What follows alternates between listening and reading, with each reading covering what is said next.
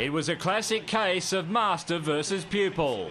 Craig Bellamy coming up for the first time against his former assistant Stephen Kearney, who stepped up to take the reins at Parramatta this season.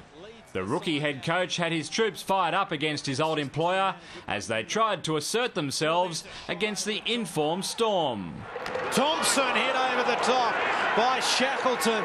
However, once that initial aggression had dissipated, Melbourne found the defence to not be so willing. Cooper Cronk, it's opened up and the halfback has strolled over for the first try. The home side's next one also left the Eels alarmingly exposed on their own line. Now here running straight and hard is Adam Blair. They're in again, the Melbourne Storm. After their awful beginning to this game, Parramatta needed to generate some confidence and, more importantly, some points. Lasalo, did he get a hand to it? He dived, put the left hand out and may have got there. The super slow-mo showed that Taniela Lasalo hadn't grounded the ball properly and the try was denied.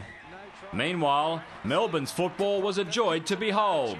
Full of confidence, they weren't afraid to take risks. Slater racing, no! Just too deep. Another Storm four-pointer was brewing, and it was Beau Champion with the taste for it. Slater got a hand to it, back to Proctor. Champion yet to score for Melbourne. Now he has. The Melbourne Storm third try of this first half, and the first for Beau Champion in Melbourne Storm colours. Having waited 5 rounds to make his mark, the ex-South centre didn't need long to increase that tally. They come to Cooper Cronk, they stay off him, and Beau Champion slides over, he gets a double. The slippery AAMI Park surface played a big part in Champion getting across and getting the green light as well, extending the Storm's half-time lead to a commanding 22-0. Melbourne's infamous fickle weather is such that the two teams return to sunshine, and the city's NRL representative returned to the standard they set in the first 40. Widdop now to Quinn for the corner. That is Melbourne at their scintillating and clinical best. Quinn was denied a double through the desperation of Eels centre Joel Reddy, who did just enough to force him into touch. Yeah, the knee's in touch. His left knee is in touch. He did everything but score the try there, Anthony Quinn. Well done, Joel Reddy. With the outcome as clear as the skies, Bellamy's boys looked like they wanted to have some fun and played some hot potato backyard footy that enthralled their loyal fans. It goes to Widdop. Widdop now finds Blair. Blair across field.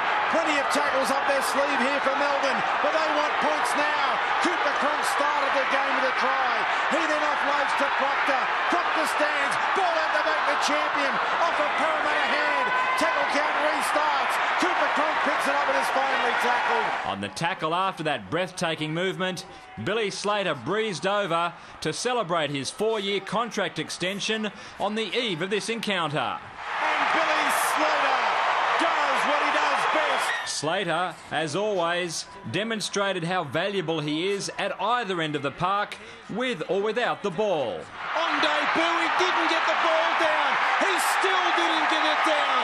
Billy Slater can score him, and he can save them.